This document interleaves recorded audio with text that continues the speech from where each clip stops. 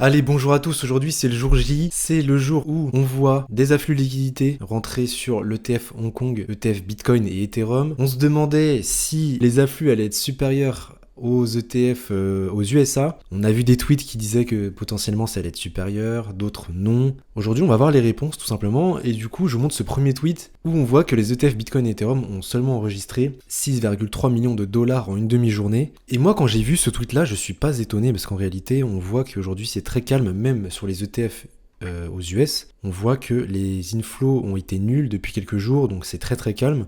Et donc ça m'étonne pas non plus que ça soit calme au niveau de Hong Kong.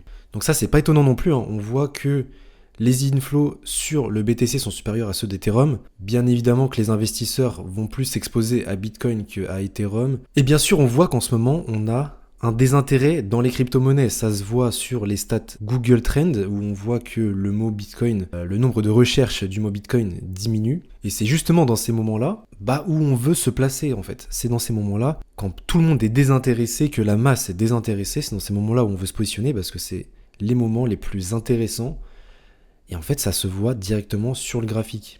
Donc on voit un BTC qui a envie d'aller chercher le bas du canal vers les 60 000, 59 000. Je pense que ça serait plutôt intéressant d'aller chercher ces zones-là justement parce que ça nous permettrait d'aller chercher des liquidités et de pouvoir avoir la force de repartir. Maintenant, il faut être patient. Peut-être qu'on va casser et aller en dessous. Ça, on verra. Et on voit que la BTC dominance a remonté. Maintenant, on n'a pas encore breakout la résistance. Si je me mets en weekly, en fait, on est vraiment en train de titiller à chaque fois la résistance. Donc, il va falloir être patient, on verra, pour la fameuse alt season, si on se mange la résistance et on a tout simplement une alt season ou si on breakout. Moi, je pense qu'on va quand même avoir cette alt season. Maintenant, il va falloir être patient, ça va être un move qui va être très long. Et justement, c'est là où ça va faire la différence entre les gens qui s'ennuient, qui vont peut-être aller faire du gambling et perdre de l'argent, ou alors tout simplement sortir du marché des crypto-monnaies, vendre leur position à perte. Ou alors, tu as l'investisseur qui justement, lui, va être patient, va essayer de se positionner, va essayer de faire des recherches pour voir quels sont tout simplement les prochains narratifs, les prochaines cryptos à exploser.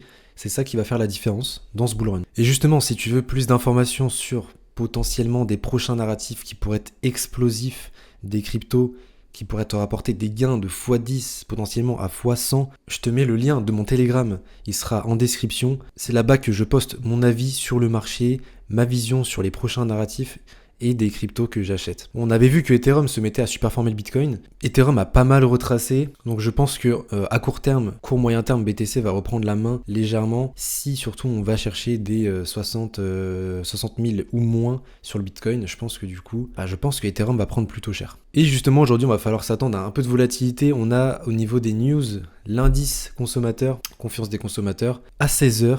Donc je pense que cette semaine, elle va être très importante et potentiellement, c'est une semaine où on va voir un peu vers quel horizon on se dirige avec les ETF Hong Kong. Et d'ailleurs, on a un ETF en Australie aussi qui devrait être accepté. On devrait avoir une réponse sur un ETF en Australie en 2024.